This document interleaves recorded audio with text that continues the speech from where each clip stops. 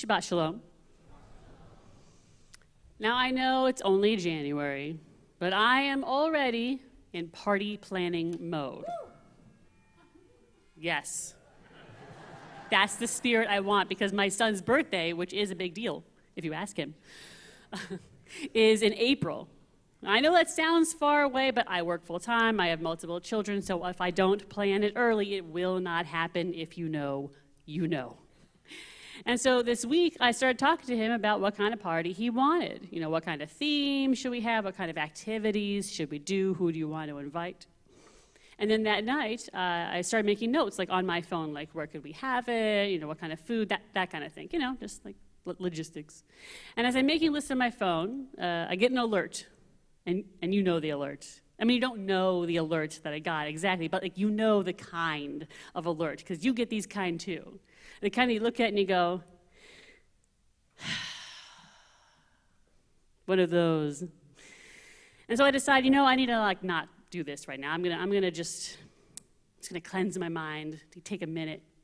I'm just gonna scroll. I'm gonna mindlessly just scroll, you know, like social media. Just look for some like cooking videos, how to get your toddler to sleep videos, just like that kind of a thing, you know? It's important. But then I felt like that might have been a mistake, like social media might have been a little bit of a mistake, because it was just video after video, and then it was other people's videos about those videos, and then, because I'm dumb, I read the comments. Each one, it was just another news story and another news story and another news story. Things happening here in the U.S., things happening in Israel, things happening around the world. Boom, boom, boom, bad, bad, bad. And I couldn't look away. I could not. I needed to see more. I needed to read more, to know more of what's going on, even though it was really distressing to read. And then, because I'm Jewish, I had guilt. Because I had this kind of like next level thought on top of all of those thoughts, like, should I even be doing this to myself? Is this healthy for me? This can't be healthy for me. Like this need I have to read and see and witness all these things. Like, why am I doing this to myself? Like, I'm just hurting myself. Well, now I just felt bad. And then I scrolled by some posts, this random post, all in the middle of the doom scroll. And I saw this post that said, these days you should be gentle with yourself. It said, turn off the TV, put down the phone, disengage. It's too much, what this post said. It's too much for any one person. And for a moment, just for like a split second, I thought about that. I thought, oh, I should do that. You know, I should step back. I should step away from knowing, from trying to know more about what's happening in the world, because it is so rough. And then that thought made me really angry. And here's why. In the Torah this week, we are beginning Shemot, the book of Exodus, and we are introduced to Moses and Miriam and Aaron, and those are the three pivotal heroes of the Exodus story, the Jewish story, really, who, with God's help, are going to free us from bondage in Israel. And our parsha spends a lot of time, a lot of parchment, detailing these early tales of their heroism. Moses accepts his divine mission. He returns to Egypt. He argues with Pharaoh. Miriam and Aaron, and their devotion to their brother in his endeavors. And all of that happens this week in the parsha. What those guys and gal were doing in the Torah, it was very important stuff. I'm not downplaying that. And it makes sense that the Torah spends a lot of time talking about them. But I often forget, that they weren't like the majority of the people at that time. You know, the majority of the Jewish people around at that time, they were just Israelites. Just regular old Israelites, keeping their heads down, doing their work, raising their families. And all during 400 years of slavery, by the way. So not ideal conditions. Every day, I'm sure, was a fresh hardship. New worries to add on to their pile of worries, and I'm sure it went high. I am positive that your everyday Israelite just wanted to get through their day with the minimum of disturbance, because life was already hard enough, you know? We don't think about their heroism in the Exodus story. We think about Moses and Miriam and Aaron, and deservedly so, because they did wondrous things. But the everyday Israelites, what they did was miraculous too.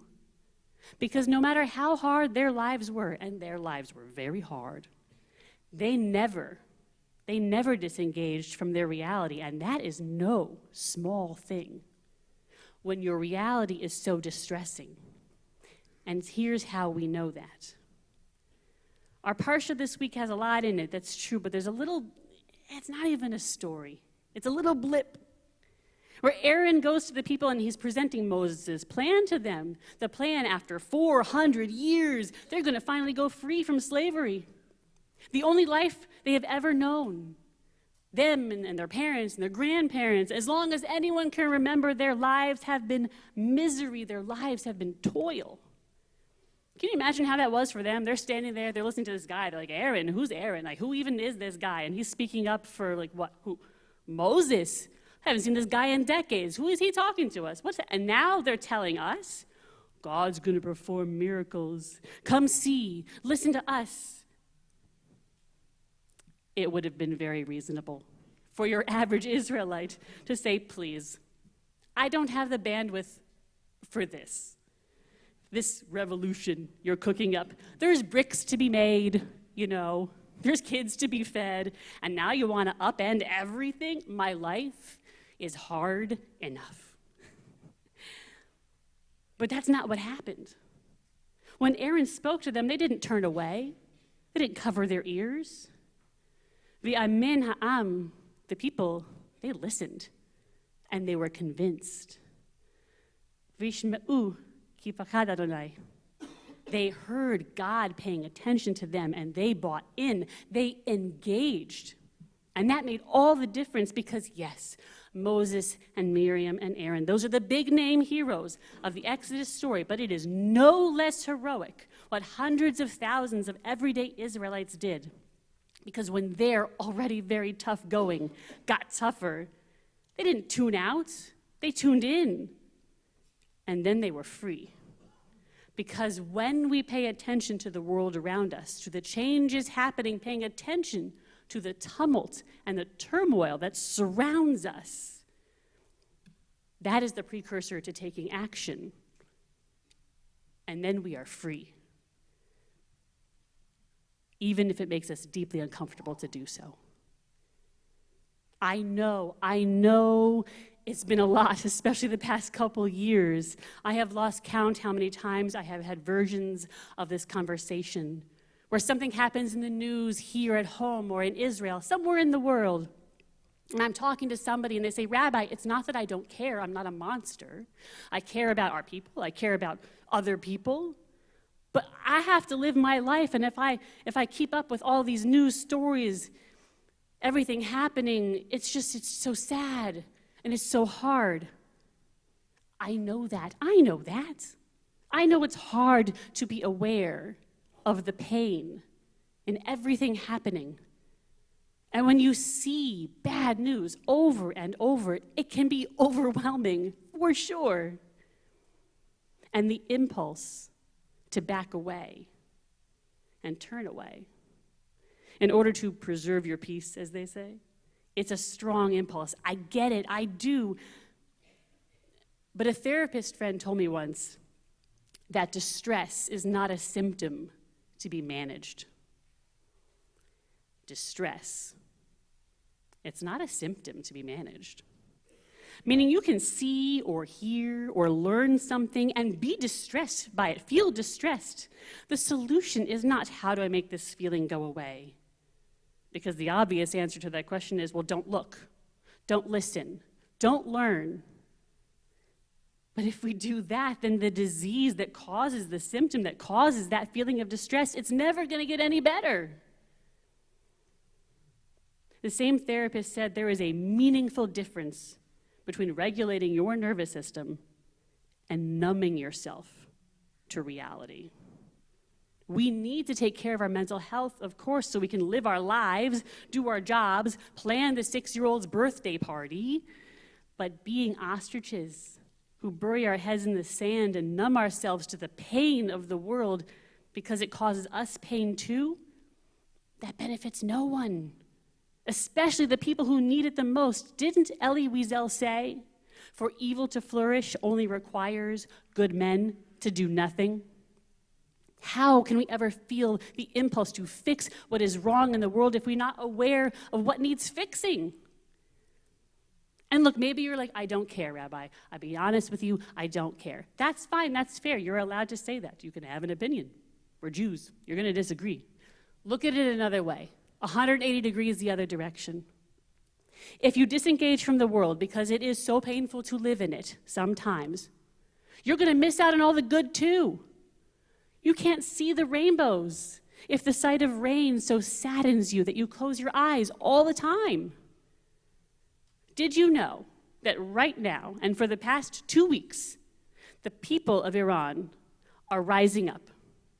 There are protests in every one of the 30-plus provinces in Iran. Men are singing Western music in the streets. They are setting fire to photos of the Ayatollah. Women are marching in public. They are singing. They are dancing. Their hair flowing in the breeze. No hijab. These acts are all illegal in Iran. Iranians go to jail for them. They die because of them. But the people there are rising up. They are saying no more to the Ayatollah and no more to the mullahs, no more to Islamofascism. I've watched so many videos before their government cut the internet because that regime is scared. They are scared of the people they have oppressed for so long, and they should, because their people are becoming strong. I watched so many videos of people marching, young people and old people, unarmed civilians who are risking everything to show their government that they demand their freedom, and they are risking it all. Dozens of Iranians have died so far that we know of. It brought tears to my eyes to watch a video of young Iranian women, their hair flowing, dancing and protesting and rapping, "At least if we die free." Their bravery is so inspiring. And if I had just turned off and tuned out, I would never have the opportunity to bear witness to their struggle and their bravery.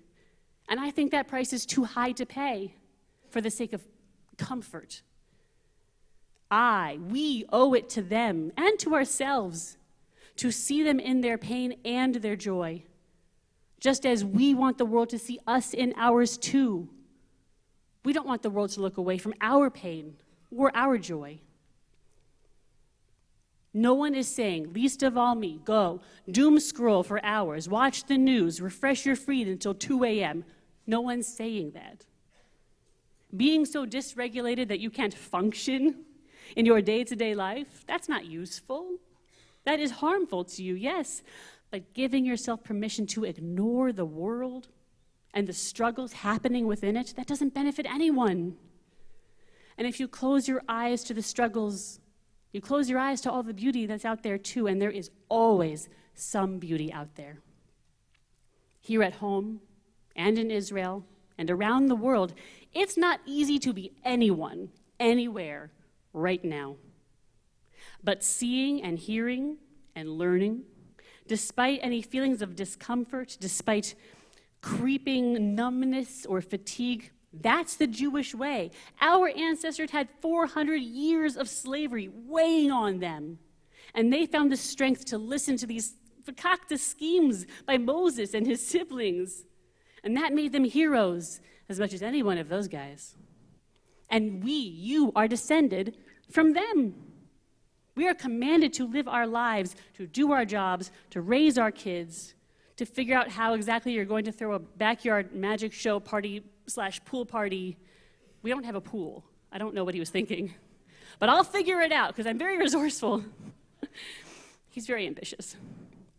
To do all of those things we have to do, and at the same time to pay attention to what is happening in the world around us, because that's the only way that anything's ever going to get better. And we don't want to miss all the good stuff as well. That's important too. Shabbat Shalom.